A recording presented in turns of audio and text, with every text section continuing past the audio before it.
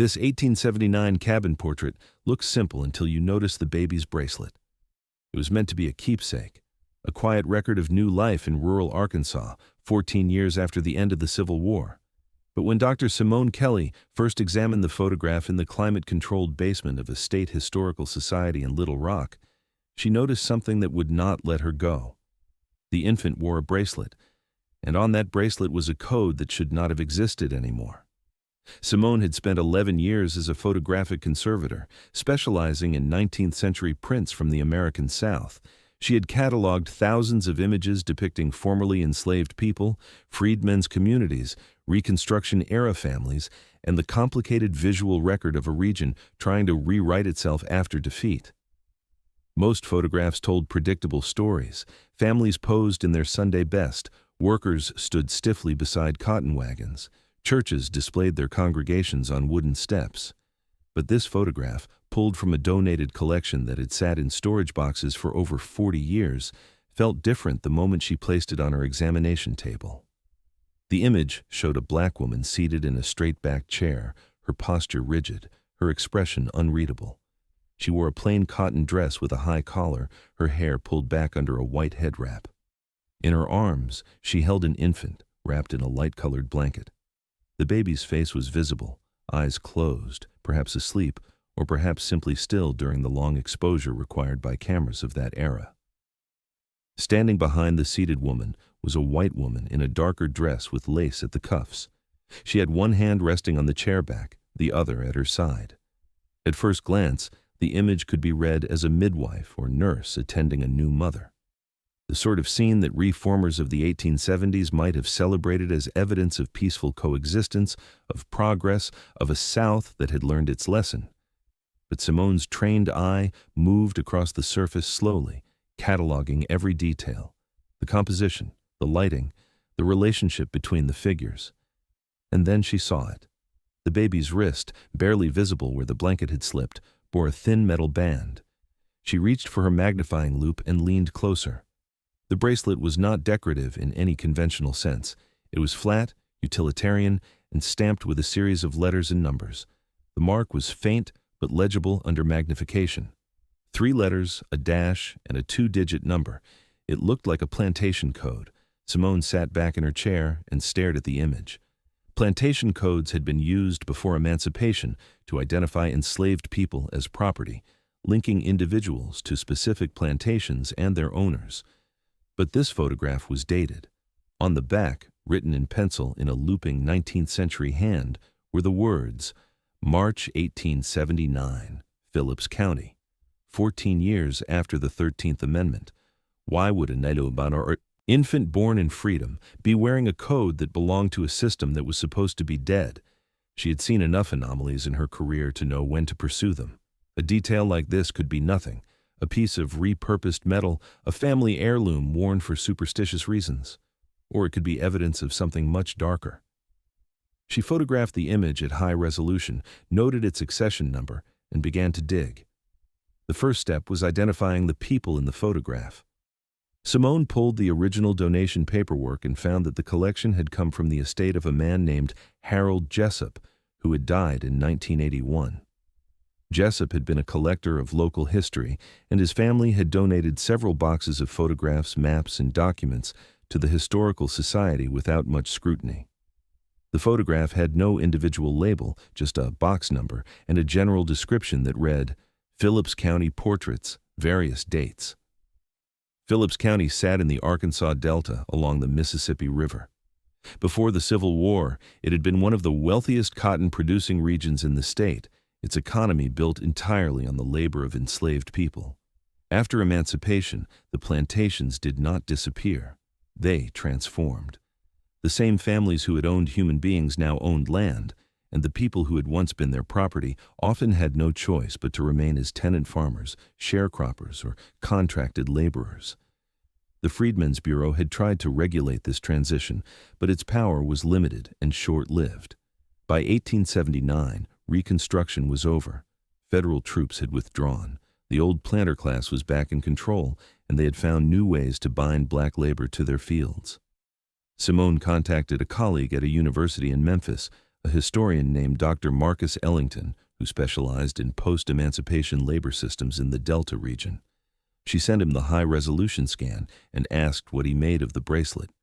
His reply came 2 days later, and it was not reassuring.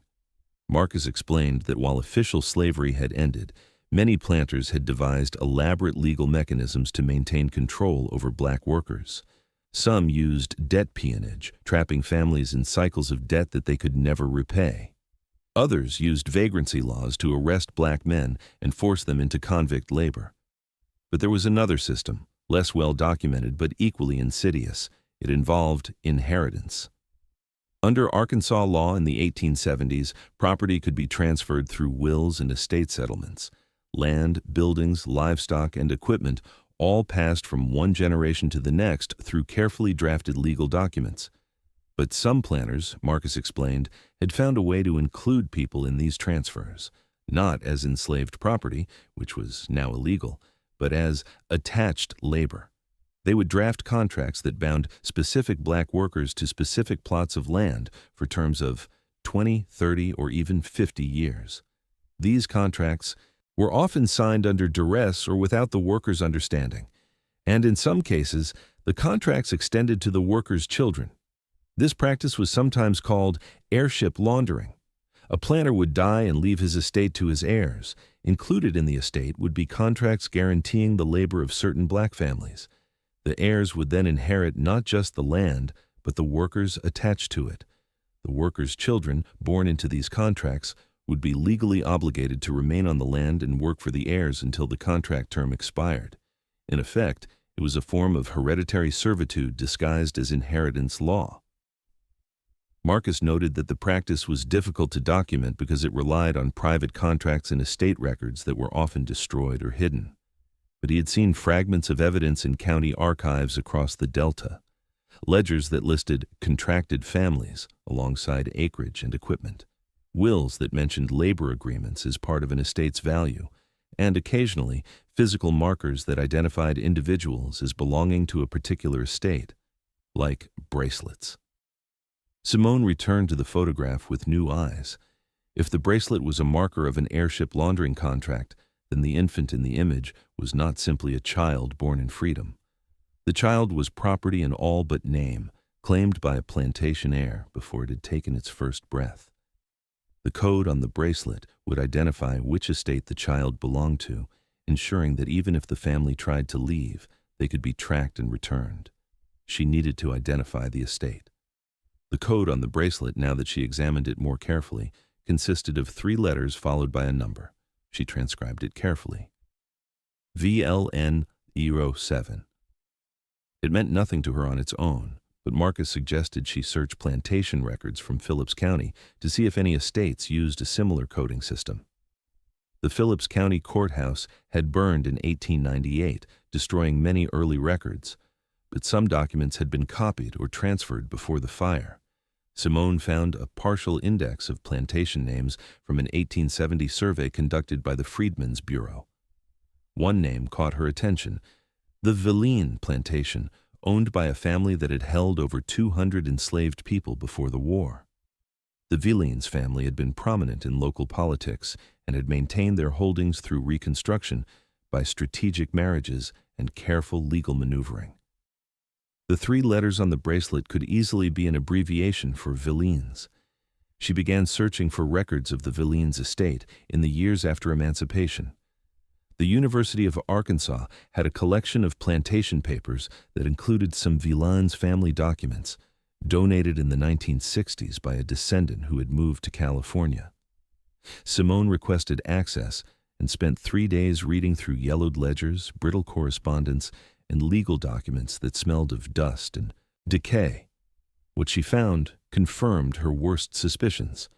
The Villeens family had been early adopters of heirship laundering. In 1867, just 2 years after the war ended, the patriarch Cornelius Villeens had drafted a new will that included provisions for permanent labor assignments on his property. The will specified that certain formerly enslaved families who had remained on the plantation would be bound to the land through voluntary labor contracts lasting 40 years.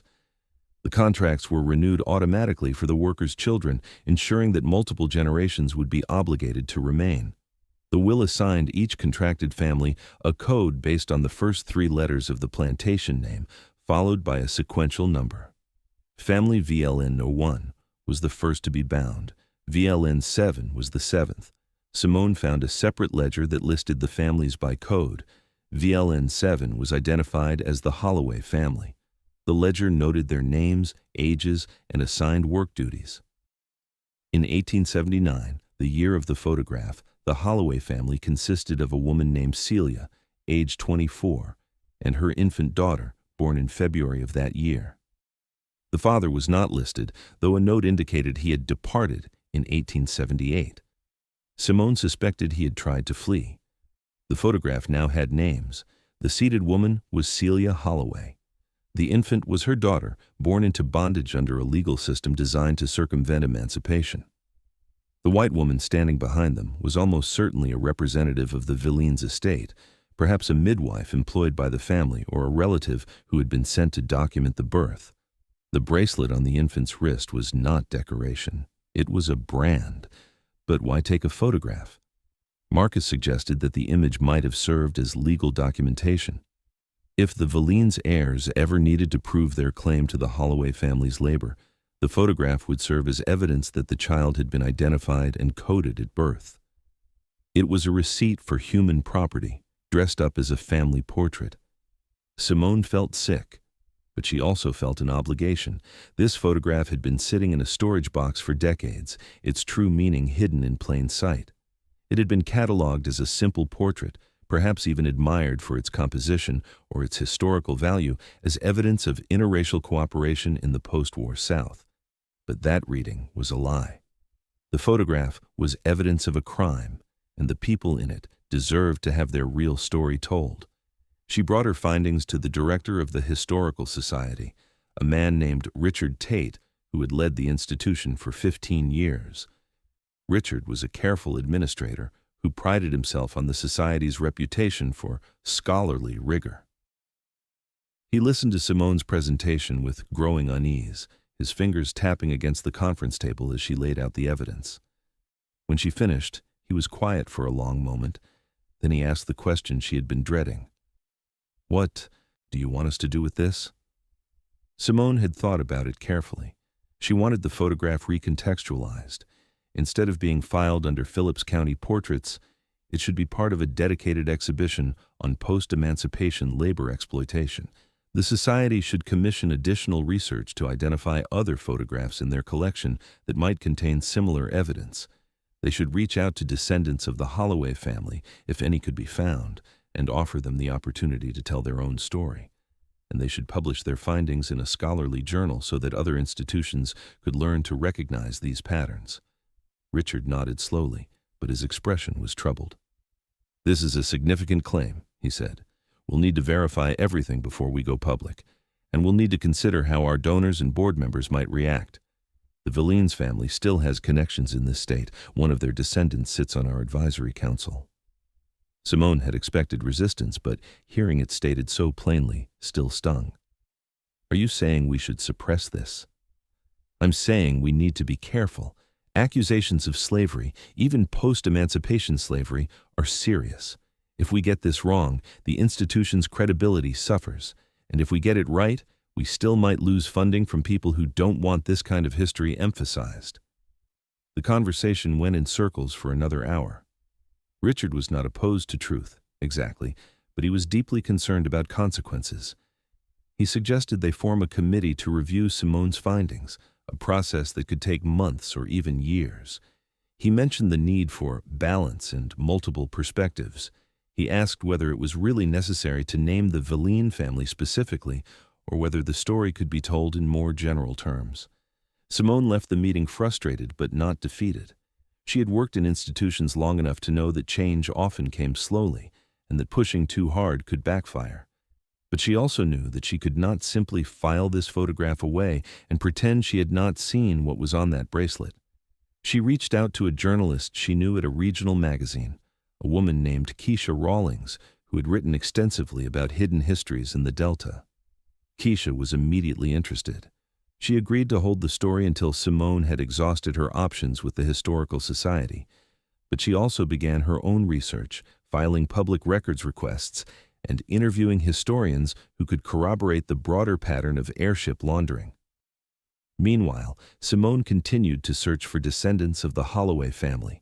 The 1880 census showed Celia Holloway still living in Phillips County, listed as a laborer on what was now called the Villeens farm.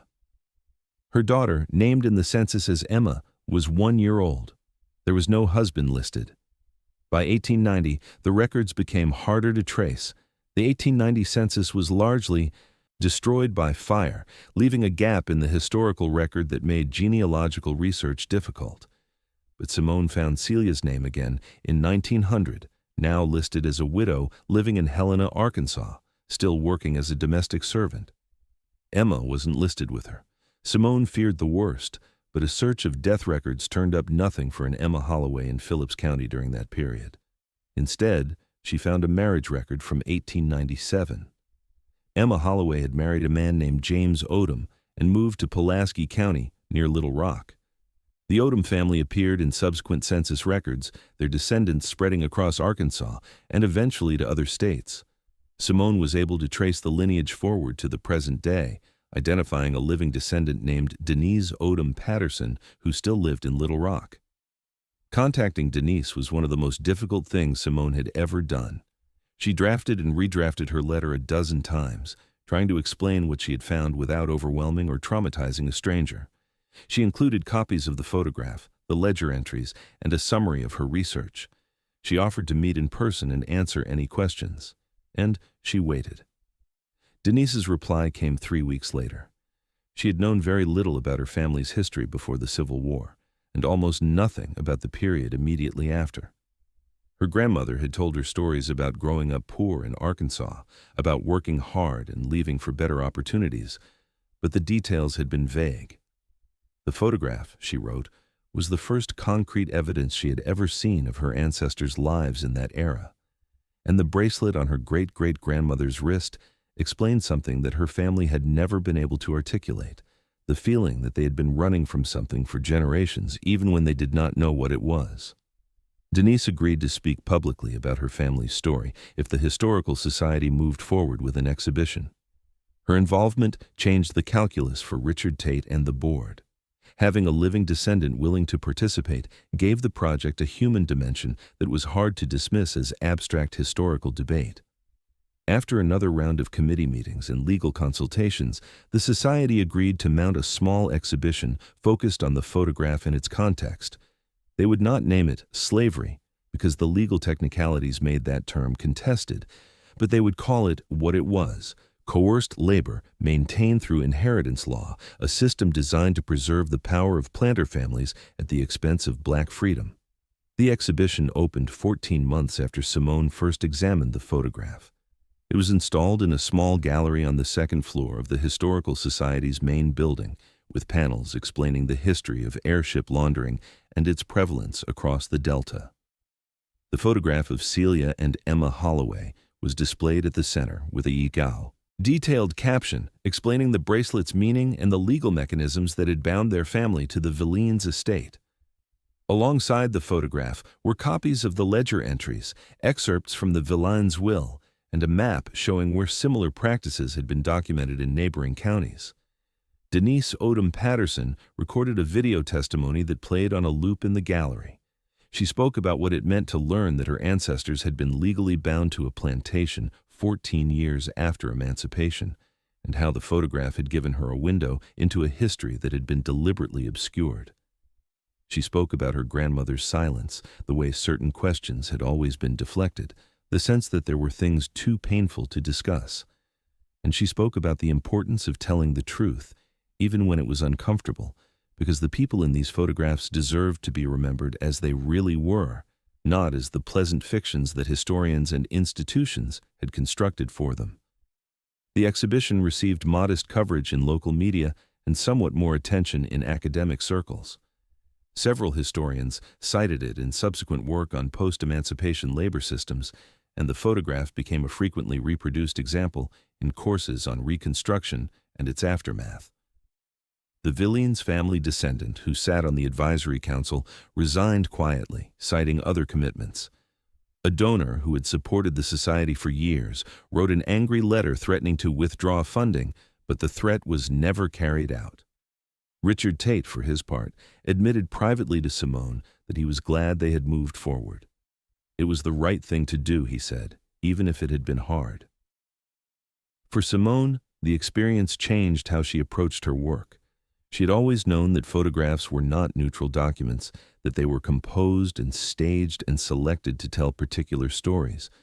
But the Holloway photograph had shown her just how much could be hidden in plain sight, how a single piece of metal on an infant's wrist could compress an entire system of exploitation into one small, overlooked detail. She began to look at other photographs in the collection with new suspicion, searching for the objects and gestures and expressions that might reveal what the photographer had tried to conceal. She found more than she expected. A portrait of a prosperous farming family in which the black child standing at the edge of the frame held a chain attached to a ring on the porch, as though tethered in place.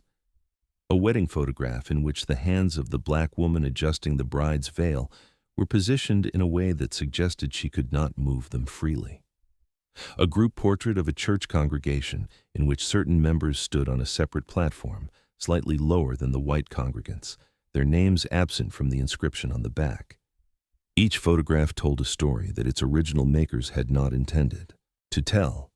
Each one was evidence of a system that had survived emancipation in mutated forms, adapting to new laws and new language while preserving the essential relationship of domination.